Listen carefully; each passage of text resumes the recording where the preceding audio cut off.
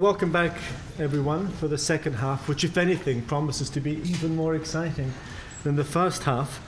Our first speaker is George Letzis, who's a reader in human rights and philosophy of law at UCL, and he'll be looking at the darker side, the enemies of compassion. George.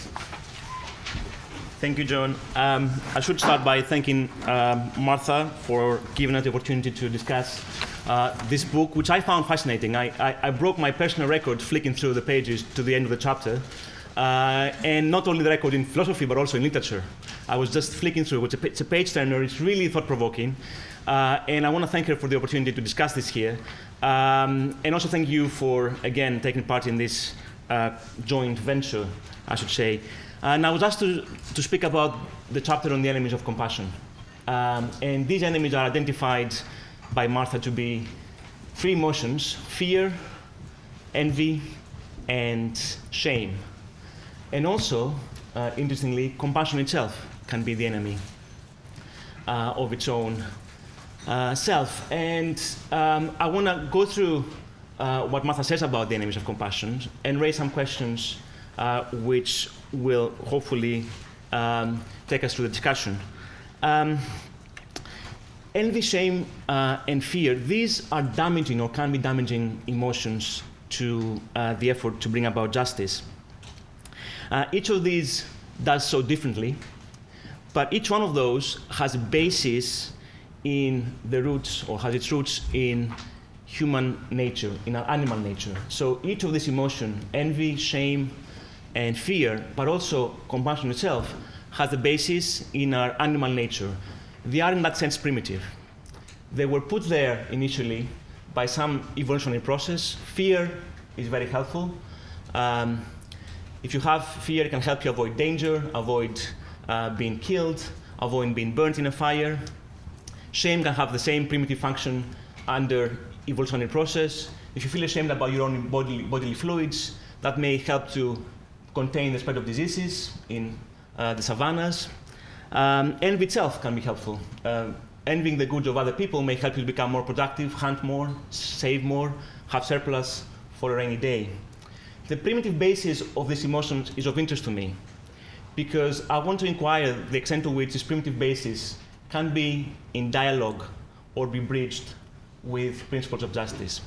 To remind everybody in the room, the main argument of the book is that justice without emotion is unstable, it's powerless. Emotion without justice is blind.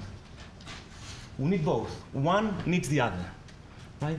And one of the things I want to press by talking about the enemies of compassion is whether this bridge can take place, particularly with the way in which Martha defines emotions and justice.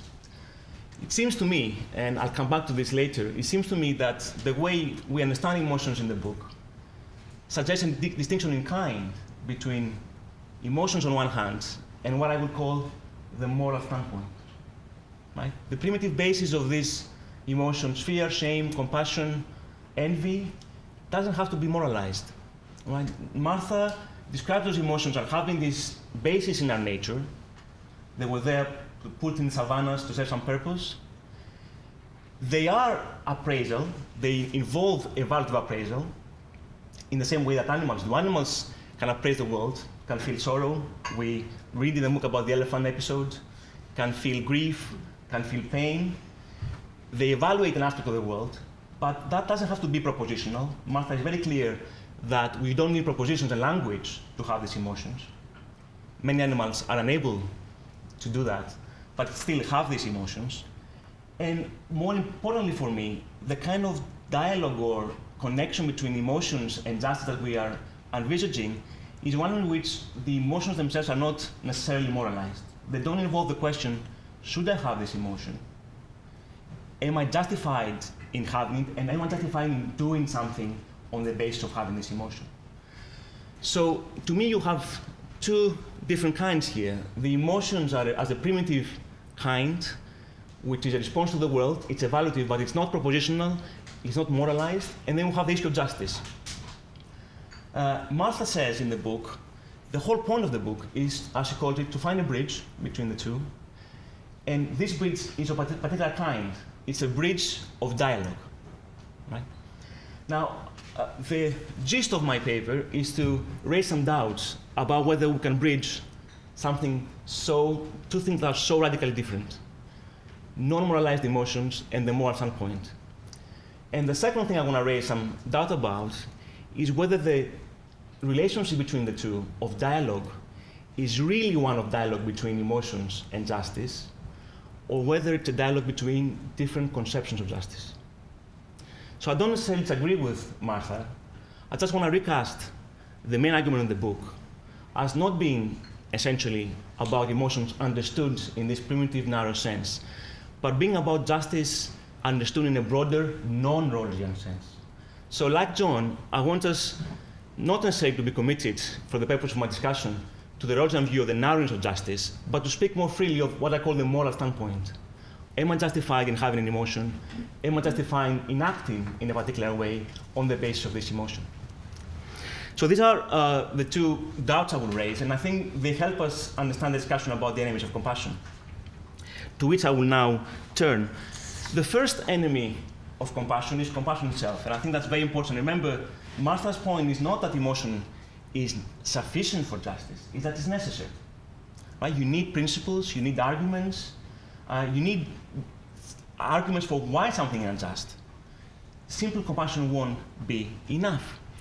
In a sense, it's emotion or compassion is to justice what recorded laughs are in US sitcoms. You need them to get people to laugh, but it's not what makes the joke funny. Right? Likewise, compassion is needed to get people to act justly, but it's not what makes something just. Right? This would be given to us by a theory of justice. So how can compassion undermine its own cause or its own purpose, which is to bring about justice? Martha mentions, very importantly, cases where our attention is diverted because of compassion to give priority to a claim which may not warrant priority. So I'm a lawyer, so cases where I think this is tempting is cases to do with socioeconomic rights. So in South Africa, which introduced socioeconomic rights in its constitutions, including the right to health, when people went forward claiming a right to particular treatment. The most famous case of Subramani is the treatment of renal dialysis. The applicant in that case was suffering from terminal renal dialysis failure, but he was put at the end of the queue because his condition was could not be cured. And priority was given to cases where people could be cured by being put on the dialysis machine and had a longer prospect of life, whereas the applicant did not. His condition was the worst possible, and it was only a matter of relieving his pain, but he could not be cured. Now, who couldn't be moved by the case of Mr. Subramani, right? But he went to court, and he claimed for a resource, and resources are finite. If the court were to give resources or remedies on the first come, first served, it would undermine the point of justice, which is to draw distinctions between more urgent or more critical cases and less urgent or less critical cases. So distinctions of who is to get what are required by justice, and mere compassion, feeling for Mr. Subramani, might get you to introduce a system of allocating resources which is unjust. Everybody who comes to court gets a remedy, and there aren't enough resources left for those who are more needy, perhaps, or are more justly required to give them priority. So jumping the queue might be one such problem with compassion, right? So you need to bring in justice to tell us which compassion is warranted and which isn't. A second example, which Martha doesn't discuss, and I think it's a very good one, again, a legal example from the US this time. Some people just think the mere compassion one feels in the sight of a fetus being aborted is an argument against abortion. Like if you see, I haven't, but if you see the process of an abortion on a scan, the way in which the embryo tries to avoid being aborted, who can be failed to be moved by this, right? But does this speak at all to whether there should be a right to an abortion? I don't think so. Some people think. This proves, I know some Americans have argued, this proves abortion is wrong because we are moved by this side. Again, I think that's mistaken. Compassion here may be out of place, right? We have to talk about the rights of women to their own bodies, the nature of their circumstances, and so on and so forth. So I agree with Martha that compassion is its own enemy, but I want to elaborate a little bit on the examples. Is it accurate to say that compassion can be its own enemy? Or rather, the better way to look at this is to say compassion understood in the absence of justice is the problem. Right? We have to bring justice to bear, or as I put it, the moral standpoint. In the case of allocating resources, we have to have a moral standpoint. Is the applicant who suffers from renal dialysis to be given a remedy? To answer that question, we need the moral standpoint. Compassion by itself won't get us anywhere to answer these questions. And in a way, I agree with Martha, but the conclusion I draw from this discussion is that the enemy of compassion, or the enemy of justice, I would put it, is compassion without justice, compassion without the moral standpoint. Right? And this will, I'll come back to this discussion later on in my talk. At the level where we move to the moral standpoint, when we ask, is there a right to abortion? Does this person is entitled to a treatment?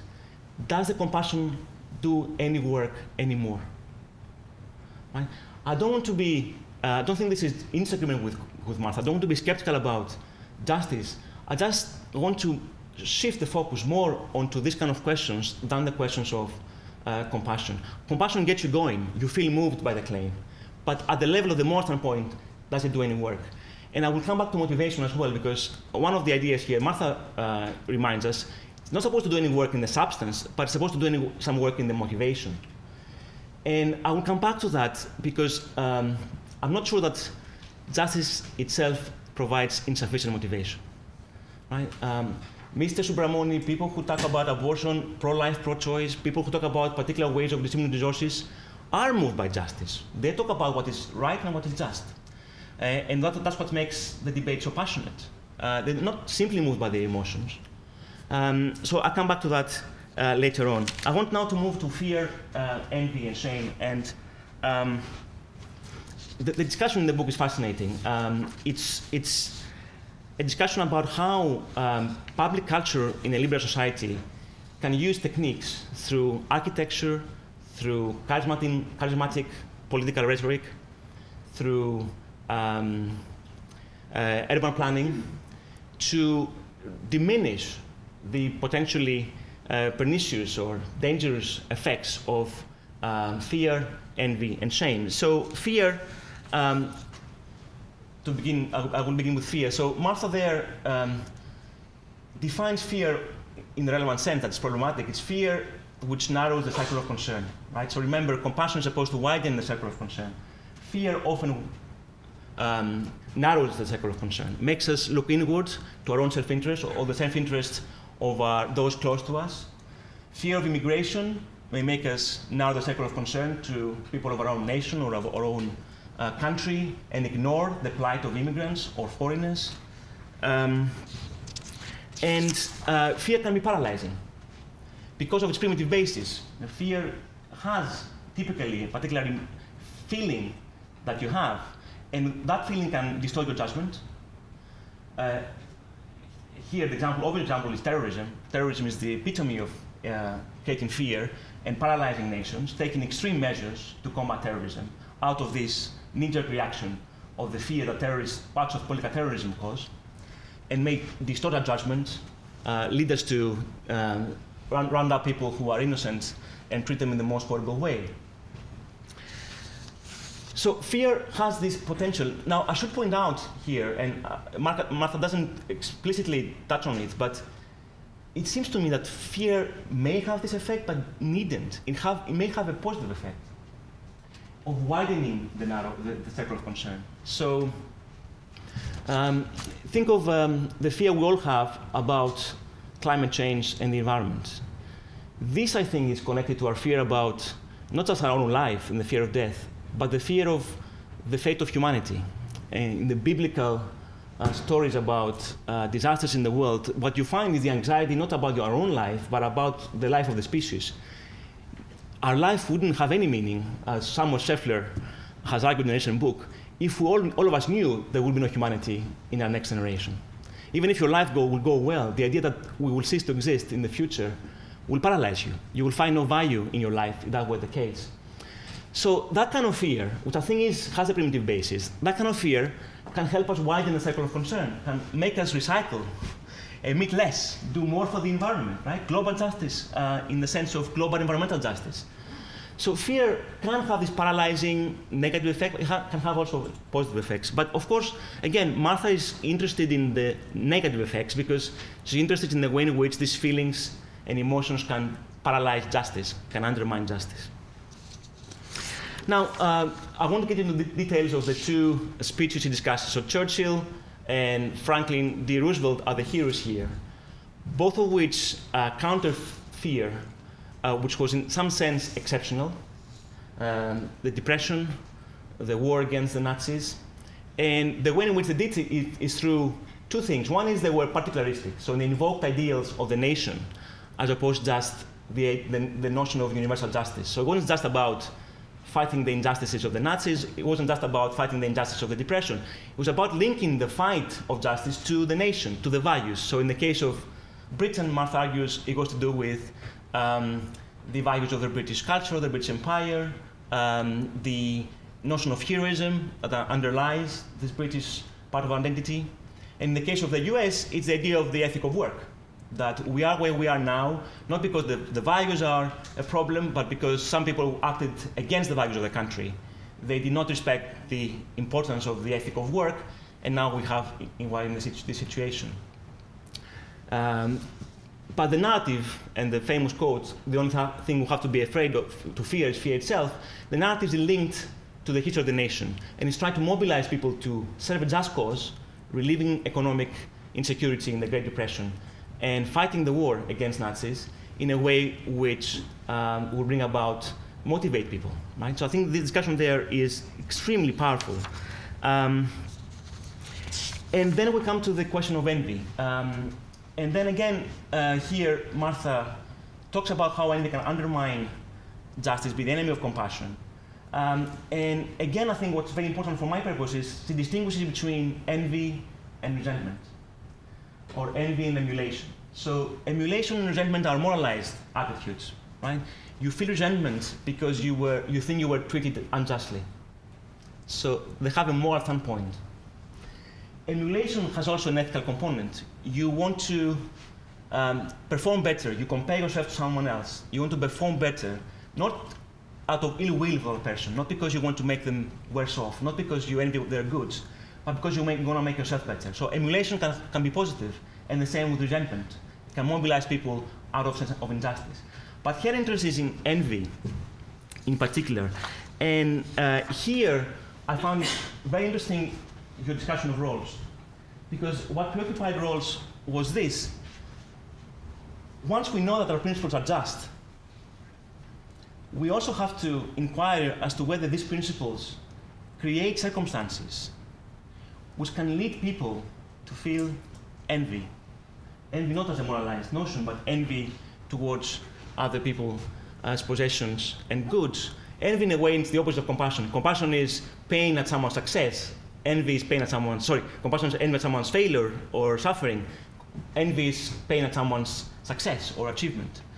And Rawls argued that if a society is just, of the kind that we discuss, or aspiring to be just, relatively just, his argument was there wouldn't be circumstances in which people would be reasonably expected to experience envy.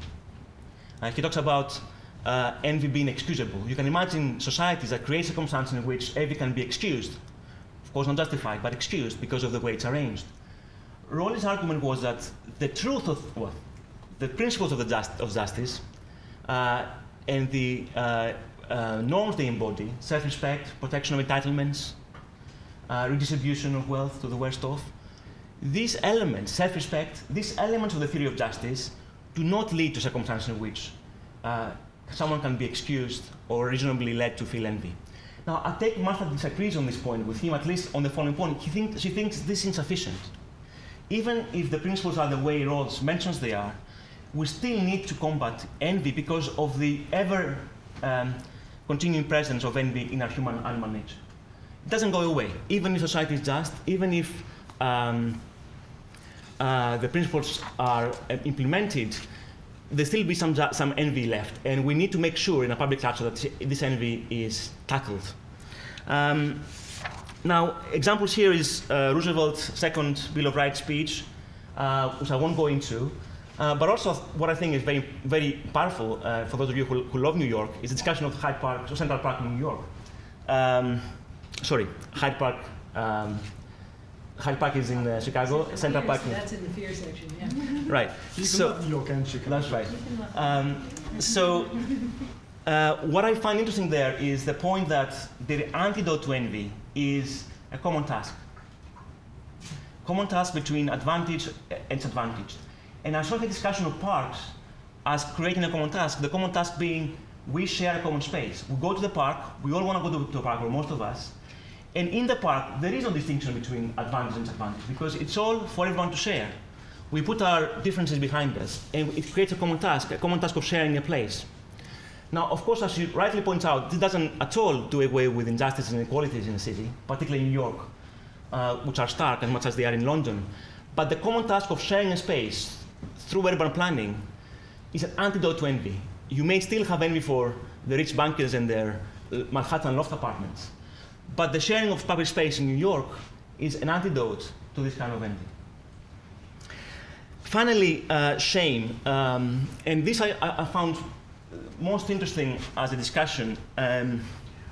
Martha defines shame as a painful emotional response directed at one's own failure to exhibit some desirable characteristic. And I will focus on the idea of desirable characteristic because what's of interest to Martha is not just your own perception of what that characteristic might be. It's not the moralized notion of shame, the shame where I maybe feel ashamed for my wrongdoing, I may feel ashamed for having acted unjustly. Her focus is on in cases where people inflict shame on others by normalizing the behavior, by dividing people between the norm, the majority, and those in the minority who don't have this characteristic. And that particular case of shaming, of inflicting shame, is what she calls humiliation. Is the public exposure, publicly identifying a characteristic that the minority lacks, religious, racial, sexual, and then inflicting shame upon them by making them feel that it's a weakness they have and they should be ashamed of it. So this public shaming is damaging to compassion, is damaging to justice, and the discussion there, in terms of examples, revolves around disability. So Martha discusses again one of the heroes in the book, Franklin D. Roosevelt, and the issue of the memorial statue, and the question whether the fact that he was disabled should be evident or apparent in the statue or not. Roosevelt himself did not want his disability to be publicly revealed and discussed. He achieved so many things as a politician, and you might think that he perceived disability as a weakness, but now that's the wrong way to think about it. We shouldn't think of disability as a weakness, right? We shouldn't inflict this shame on people who are like that. And the question in that part of the book is how to mediate the artistic aspect of it. Should the artist make this explicit or not? To discuss this debate, which is well known in the US culture, I won't get into it now, but I want to stand on one thing about the discussion. What I find a bit puzzling in the discussion is why does Martha define shaming as the failure to display some desirable characteristic and not as a failure to display a valuable characteristic, whether or not the society thinks it's valuable. Because if we define it objectively, which I think we should, like we feel shame when we have done something wrong, if we define that objectively, then immediately the fact that society deems something desirable is neither here nor there. Why would you start there?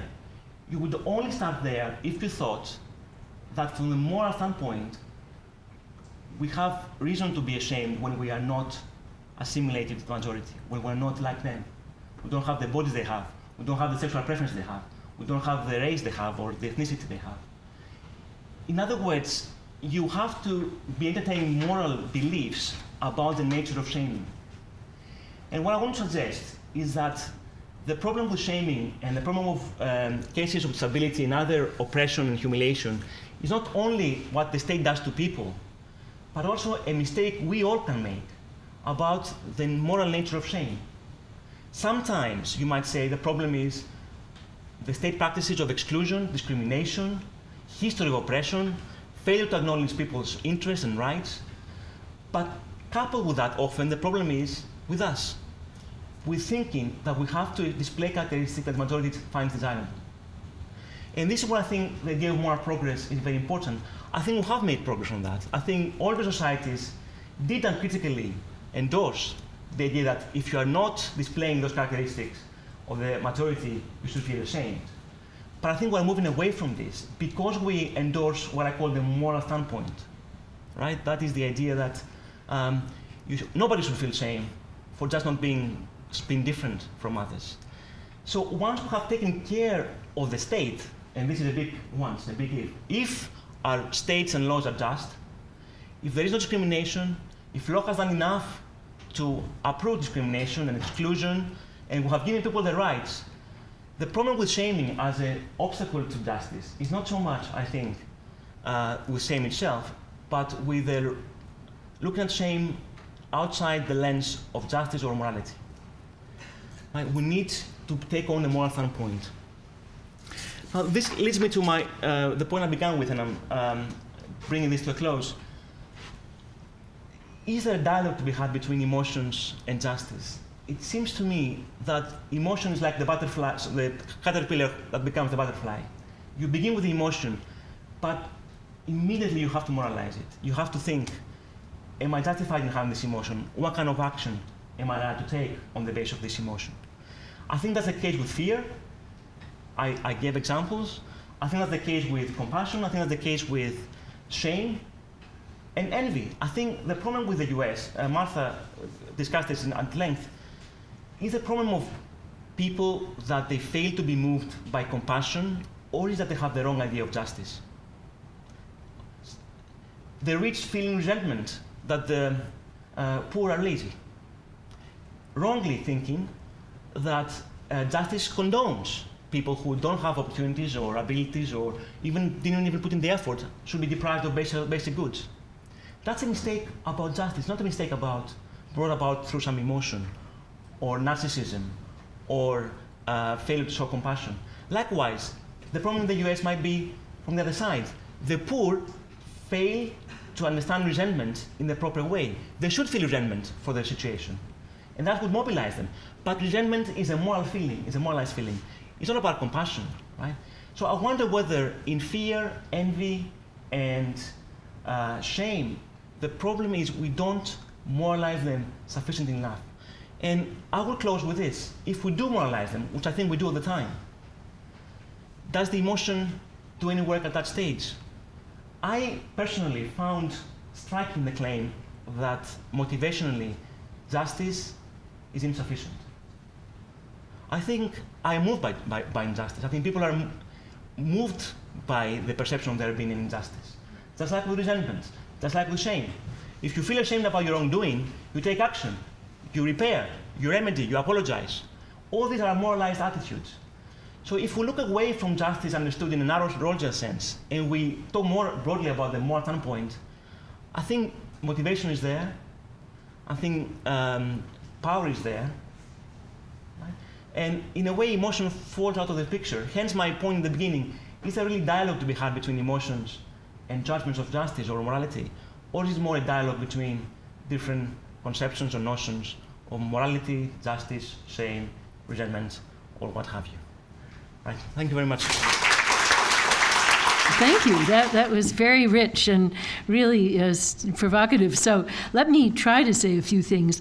First thing about the animal nature. Now, I think sometimes it's useful to remind ourselves of that, particularly when we notice that there's an ongoing impediment that the animal heritage seems to supply to the way we relate to people, as when we tend to have more sympathy with people who are like us than people who are not like us. Sometimes, of course, what we're trying to do is notice that there's something wrong with us as humans that's not in the animals at all. And that's what I find with disgust at the body. So I don't think, for the most part, with fear and envy and shame, it's all that interesting to delve into the animal origins. Because by the time they're on the scene in a person who's more than a year old, they're already quite cognitively sophisticated, and they're being increasingly developed in terms with some conception of value or other. Now, that brings me to the second point. I guess the word moralized to me is a little bit confusing in the following way. People, according to my picture, there's the political conception, which is a partial moral conception. And then there are the many moral conceptions that citizens have in accordance with their comprehensive doctrines, which are all different. And of course, I'm thinking only of the ones that are included in the overlapping consensus, but then there would be many other bad ones that would still be moral conceptions, but they wouldn't be included.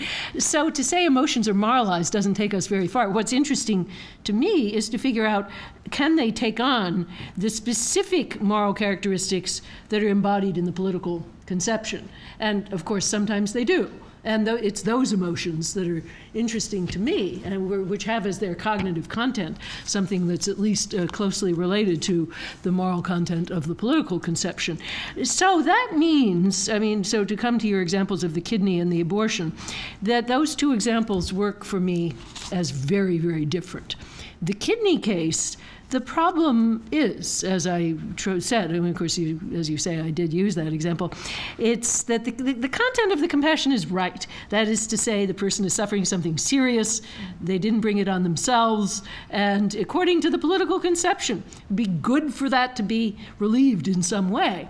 So what's wrong is simply that we're too specific and too narrow. We're not generalizing that to all the people who need kidneys. And as I said, compassion does have that narrowing tendency. In the abortion case, the content is just false. And it seems to me that it's at odds with the political conception, because the person is thinking that there's a being of equal moral worth who's suffering something that this being didn't bring on him or herself. So anyhow, according to my political conception, anyway, most of those beliefs are false. And so what we should say is that compassion is illegitimate. It's not the sort that the political conception would endorse. So those are two quite different problems. And so that's why the notion of moralized emotions, it can be a confusing one, because sometimes an emotion can be quite moralized, as that one is, and still be on quite the wrong track and in conflict with the political conception.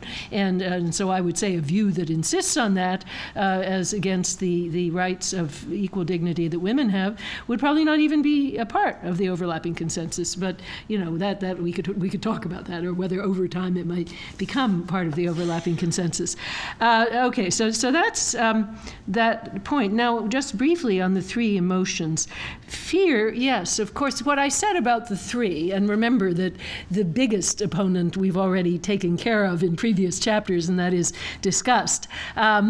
So these are three further enemies of compassion. Fear, yeah, I said all of them, with the interesting exception of envy that I'll talk about in a minute, have their good uses and good varieties. So I quite agree with you that fear, although it does often have this tendency to narrow the circle of concern, it could also have a valuable tendency, and politicians would be well advised to call upon fear and to motivate people by fear when it could have that valuable result. So I agree with that very, very strongly. Envy is tricky.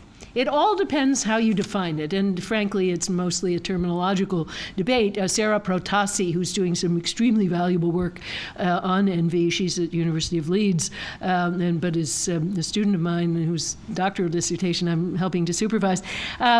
She defines envy more broadly than I do and more broadly than Rawls does, so that it includes a type that's called emulative envy, which is different from plain emulation because it's still felt as painful, but it's like, oh, I'm not like that and I should be like that. So it's constructive and positive, but it's still painful. So that kind would be a good variety of envy, and it would probably be good to encourage citizens to have the painful striving to realize the moral ideal. I define it more narrowly, and it doesn't really matter so long as we're clear about what we're talking about. But I do want to pause about Rawls, because he and I, as far as I can see, define envy in the same somewhat narrower way as excluding emulation. And he holds that in the society characterized by principles of justice, there will be some painful envy.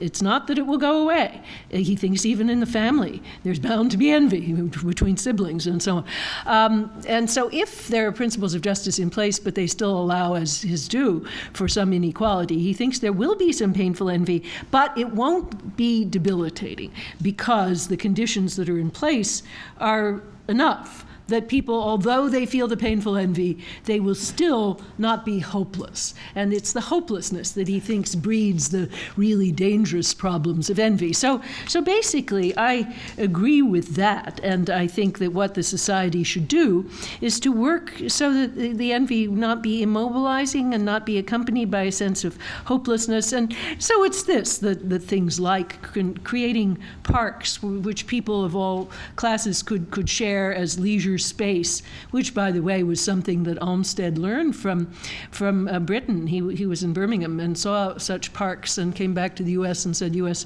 didn't have any place where working men could go to enjoy nature and so on. So anyway, he tried to do that not as a very crucial linchpin of a theory of justice, but just as one thing that could lessen the destructiveness of envy. But of course, it's quite right that it's only a small piece of what needs to be done. As for shame, look, the emotion is felt by somebody, and the emotion registers the world as that person sees it. So to that extent, all emotions are subjective in the sense that their intentional content registers the world not as it objectively is, but as the person sees it. And we're all creatures who respond to cultural pressures and peer pressures. And so what this means, I think, is that in a society that has good principles of justice, it isn't enough to simply announce that, leaving people vulnerable to all the cultural peer pressures to see their own bodies in a denigrating way, but it would be good to go further and try to generate desirable rather than undesirable emotions about their own bodies. So in a society that passes the Americans with Disabilities Act, but still offers no public examples of excellence, of sports and so on, done by people with disabilities, I think then that kind of anti-discrimination policy is in a fragile state. As I said about India, which of course was very aggressive with constitutional law, making the practice of untouchability illegal in the Constitution itself, but then did absolutely nothing to generate emotions of inclusion and pride in the Dalits themselves, which is a constant source of debate if you are on Dalit websites and so on. And Ambedkar himself protested that in all the annals of what notable things happened in India that year, not one mention of any Dalit, including B.R. Ambedkar himself. So the use of the public realm to construct emotions of pride in the people and inclusion is also very important, even if the principles are good. So I would just say sometimes the failure may be a failure of justice, but if you have good principles and you don't go the extra mile to try to make people feel that as part of their daily life, then it's very likely. Of course, India is rife with caste discrimination, and in a conference that Zoe Hassan and I held about affirmative action in the universities, where again, law is great, the people are not so great. Even the speakers in that conference, we could not find one speaker who was a Dalit because they're not included. And so this is an ongoing social problem, and I think the political culture could and should be doing a lot more to engender the right kind of emotions. Otherwise, the political principles are not enough. Just on the point of what I call the moralized notion of emotions, I see your concern is with justice in a political liberalism sense. And what I call moralized standpoint, I didn't mean to make much of it, only in the sense that we are motivated by those emotions. Mm-hmm. And we are motivated not simply because they relate to some primitive hardware that we have, right, but we are motivated because of what we believe is true about them, that shame may be warranted, that, for example, shaming tax evaders may be warranted, that fearing unemployment may be warranted, fearing old age or ill health may be warranted, and that since there are norms and principles that govern them, then we are, in a sense, in the same domain as justice, in the sense that we're talking about norms and arguments, not about emotional hardware of the kind that we are looking to bridge. Hence my point that the problems with you identifying... But it's not hardware. I have a cognitive conception of emotions. You may not agree with that. But according to me, emotions are primarily made up of certain cognitive appraisals, which in my view, which again you may not agree with, are sufficient conditions for the emotion in question. I also think there are no other necessary conditions, but I don't attach much importance to that in the context of the present project. Just so long as we agree that they're sufficient, they could be also causing other necessary elements. Yeah. My point was simply, why deny the presence of these motivating forces, which to me are... But I don't. But I say they all have evaluations. But the point is, we still have to ask which ones are compatible with the political conception. And this is why your two examples are entirely different for me. They're both moralized. The person could tell a moral story about their content, but in one case, the content is that of the political conception. In the other, it's just not. Perhaps we can open up the discussion. Yes, so questions, comments? Yes. So can you just wait for the microphone so that everyone can hear what you've got to say? I'm very interested in this discussion for obvious reasons. As a psychotherapist, you work with people's emotions all the time. And I can tell you that every person experiences the same emotions in very different ways, and in different ways in relation to different things.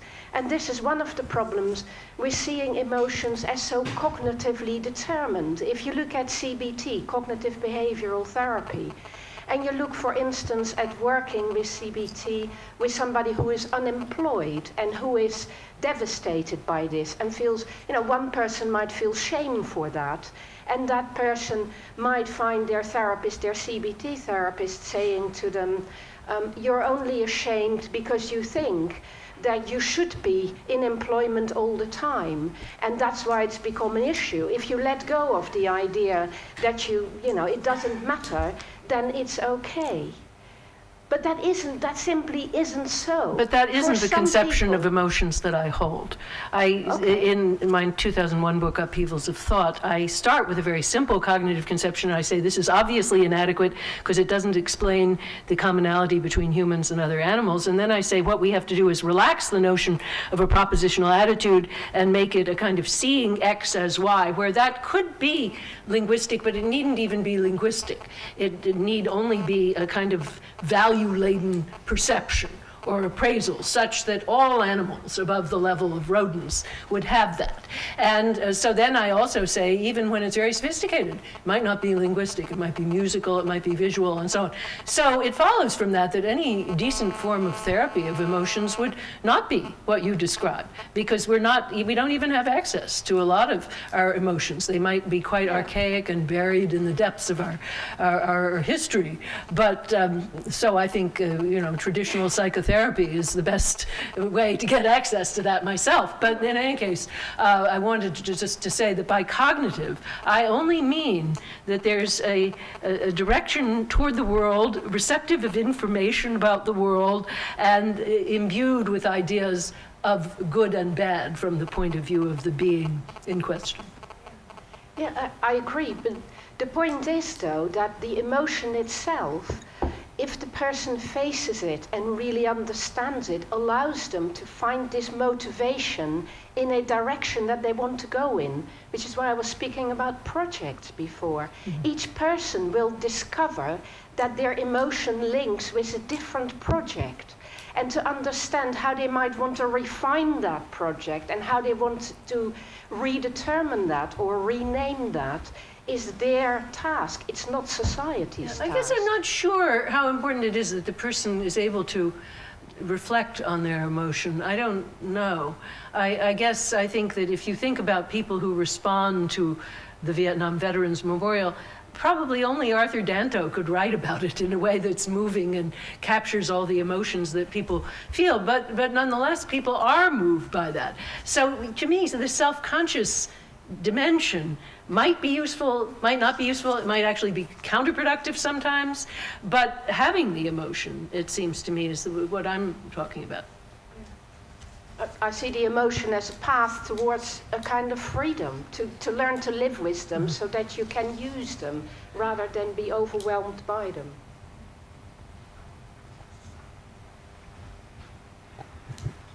I'm looking for hands. Yeah. Otherwise, I'll be forced to ask the question myself. Yes.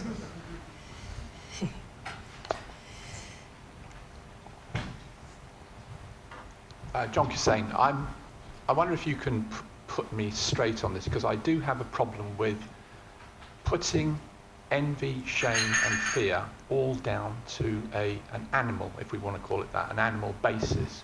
In fact... I don't. All right, okay, well I would have a problem with that. Because as far as I can see it, those kind of political emotions, if we could say, are all based actually on our higher conception of ourselves, of our own individual preciousness and our own social preciousness. And so I think that's quite important, because when you think of that's something we can influence. If we just say it's all animal, it's something that's out of our control and it's something we didn't generate in ourselves. Whereas if it's to do with our perception, our higher perception of ourselves, which would link in also to a conception of human rights and justice, that's where you can get a bridge to actually interact at that level. Well, they all have a cognitive dimension, but so too, of course, do the emotions of animals.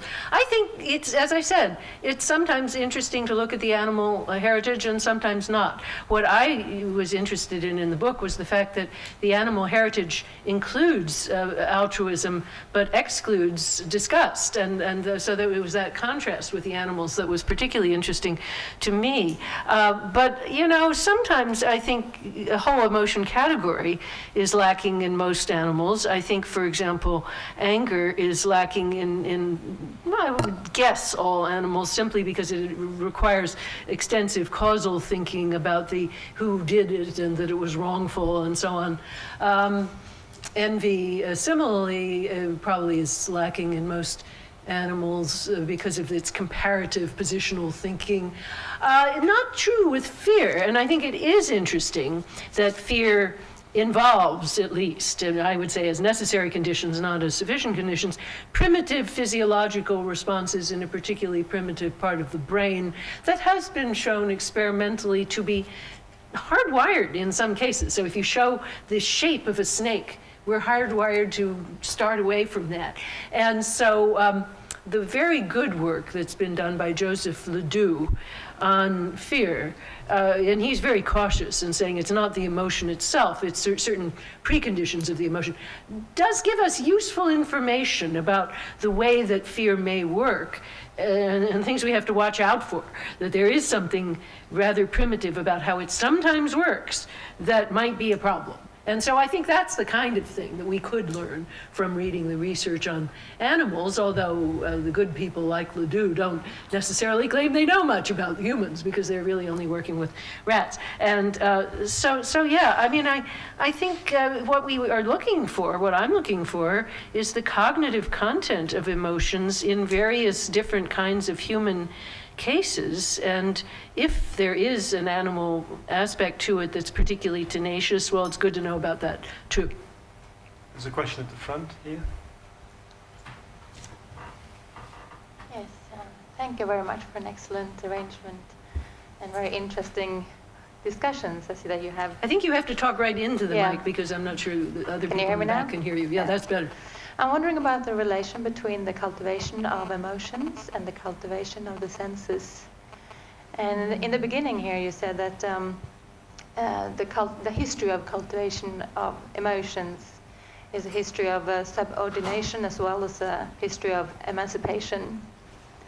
Now I wonder how this cultivation of emotions affects what we can see, which voices we can recognize, and this is a very, it puzzles me how this has, as you say, like the Hegelian structure. I think how it's we can a balance fascinating and endless question because, obviously the need to cultivate emotional decoding and the ability to recognize emotions, the ability to recognize one's own emotions is a very complicated thing.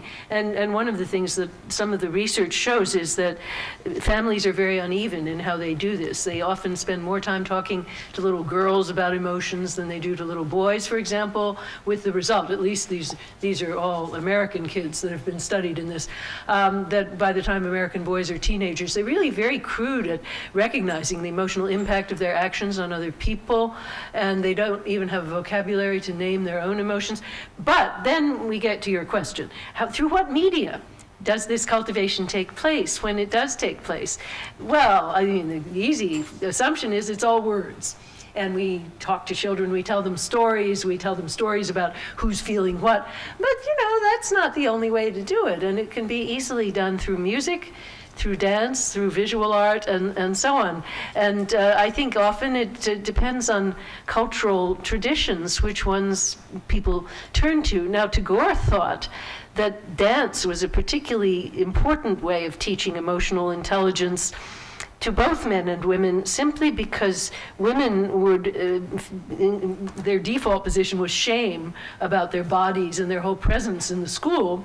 And so if you instructed them to make certain very bold movements, leaping across the stage like this and so on, then that would be a way of expanding their emotional repertoire that you couldn't get through words. And of course, he also used songs. He thought, across Indian society, you can only get so far by words because you got 350 languages, so you better use song. And in short, when you recognize what culture you're in and what its particular problems are, you'll choose the medium accordingly. But I do think that visual art, dance, music are especially powerful ways of conveying and then refining the emotional vocabulary. And it's a shame that we're such a logocentric culture, to use a word I don't particularly like. But yeah, of course we have to talk about it in words, but we should be using all the media, I think. Martha, can I ask you a question arising out of George's line of critique? He sort of suggested that we don't need a bridge between the emotions and principles of justice, that really it's a debate within an understanding of justice and the emotions drop out. And in making that case, he said something that for you, the emotions don't do any work in the substance of principles of justice, only in the motivation to comply with them. And I just wondered if that's correct characterization of your view, because what I thought I'd learned from your work was that there were at least two connections that might be thought of as substantive. One is that absent certain capacities for emotion, we simply wouldn't have cognitive access or adequate cognitive access to certain principles to begin with. So it's not as if they simply serve as motivational prompts. They're actually part of what it is to grasp the principles. And the second is that the content of the principles partly relates to emotions. So these principles are not just reasons to do certain things, they're also reasons to feel certain things.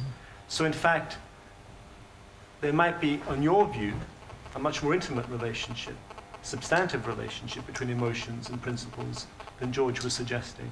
Now, of course, he was maybe talking about these primitive emotions that you find in animals. Well, I think he was talking, I thought, and you can comment, he was talking about his own two cases, the kidney case and the abortion case, where there, I would agree that it's not a matter of saying, where is compassion? They're both cases where there's compassion, but there the real debate is at the level of who's got the right conception of justice. So there are such cases. But I guess now back to your claim, I do think that access, because it's a cognitive conception, then I do think that you couldn't possibly have all the cognitions involved in a compassion whose content is correct according to the political conception, without also having an emotion. And often the access to the principles would be more easily made through the emotion. So I agree with that one, I believe. Then the second one, the content relates to emotions in many ways, it certainly does, because the political conception of justice, of course, first of all, according to my capabilities list, the capability of emotional health is one of the big items on the list. But also, in ever so many ways, it tells us what's worth getting upset about, what's worth fearing, and so on. And so in all kinds of ways, I think the content relates to emotions. Now, there'll be some that get left off at that point, because the political conception that I like would never say these are content that relates to disgust with your body. So that one you would leave to the side. Would it include shame? Well, only in the more emulative kind, where the content urges you to feel pain if you haven't realized some desirable characteristic, desirable from the point of view of the political conception. But yeah, thank you very much for that. Can I just ask just one follow-up? What about moralized disgust? So you feel disgust at some practice that you deem to be somehow Yeah, offensive, I talk polluting? about that a lot in the Hiding from Humanity. I guess I think there are several things going on there. Dan Kahan, the guy who favors shame-based penalties, often brings up those kinds of examples. I feel really disgusted at those corrupt politicians is a good example. All right. I think, first of all, sometimes the person is just using the word loosely, and they really mean, I think this is outrageous and I want to change it, and so on. But where it's not that, and where the content really is, as I follow the psychologists and holding one about, I'm contaminated by that and I want to extricate myself, separate myself from that, I don't know that it's politically very valuable. Because to feel that somebody is a pollutant and that you want to separate yourself from them is not a very constructive political response. I think we all have it. And I talk in Hiding from Humanity about how I sometimes, when I'm fed up with American politics, I keep fantasizing that I'll move to Finland, because I've spent a lot of time in Finland. But I think of it, as a very clear blue sky and clear water and unpolluted, so these images of cleanness are crucial in my thinking. And there's a kind of, social democratic purity that I associate with the blue sky and the pure water. But I think my fantasy of moving to Finland is an unusually useless fantasy. First they wouldn't accept me because they don't accept my immigrants. But anyway, so that's a problem. But no, so I think the constructive motivation to change, to protest, to get something done is lacking in even the moralized kind of disgust. I'm aware now that I'm talking to a classicist, so I feel a little bit nervous, but when you were talking about disgust, I thought that one of the perceived benefits of classical Greek tragedy was that what was depicted on stage would revolt those who were perceiving it. So that something would be presented on stage. So in Oedipus, it is marrying your mother and killing your father in an ideal citizen. And by having that portrayed to you, you would divorce yourself from a similar impulse in yourself. In other words, it was enacted out for you, and you would experience revulsion that would propel you back into good behavior in society. Well, I think that is the content of some 19th century theories of tragedy, but I don't think it's quite right. First of all, they arranged everything to avoid disgust, because they never showed gore and corpses, on the stage. They bring the bodies in after they're already nicely shrouded and wrapped up, and so on. And the Philoctetes is the borderline case, because he does have this ulcerous sore that's oozing, and Neoptolemus does express disgust when he sees and presumably smells the rags that are oozing, and so on. But of course, the audience doesn't smell that, so the audience is not revolted. So it's about disgust, but it deliberately avoids disgusting people, as dramas dealing with bad smell usually do. So I think the Oedipus I would rather think of as a case of horror, and that's quite different from disgust. But it's also quite important that in the context of Greek culture, that's meant to be not his fault, and something you could not have done anything to avoid. So it's like Cocteau's Machine Infernale, which really is the right take on that. I think, namely, that the universe is unintelligible. It's put him in this position. So the idea that you would learn from that to avoid it in future is just you couldn't have possibly been following the plot of the play if you took that away as your lesson. It's the lesson, rather, that the universe is horrible. And that's nothing to be done about that. There's a lot of debate in contemporary performance art about whether disgust is a useful emotion to generate between the performer and the audience. And there are performance artists who do smear themselves with what would appear to be feces and so on, in order to challenge and show you how irrational your disgust is. And of course, they don't use real feces, but they try to, it's feminist, because the claim is that a lot of this bodily disgust ends up marginalizing women. And the claim is it's only when you've overcome the disgust that you actually can be a good citizen. And so to that extent, I think disgust is a very interesting element of some modern art.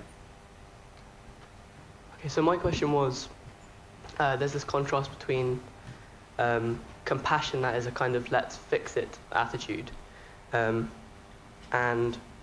for example, disgust, where, say, for example, a group is disgusted by another group because it subordinates it in its mind as being somehow animalistic. And my question was around kind of merciless psychopathic killers who for some reason feel no compassion in what they do.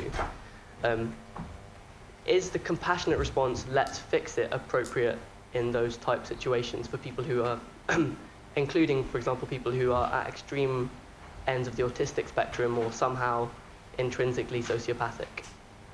I think you've associated people with autism with sociopathy in a very unfair way. People with autism happen usually not to have, be quite a different group from sociopaths. So if we're dealing with people with autism, compassion would certainly be a perfectly good response, because it would involve an acknowledgement of common humanity and a willingness not to ostracize by disgust and so on.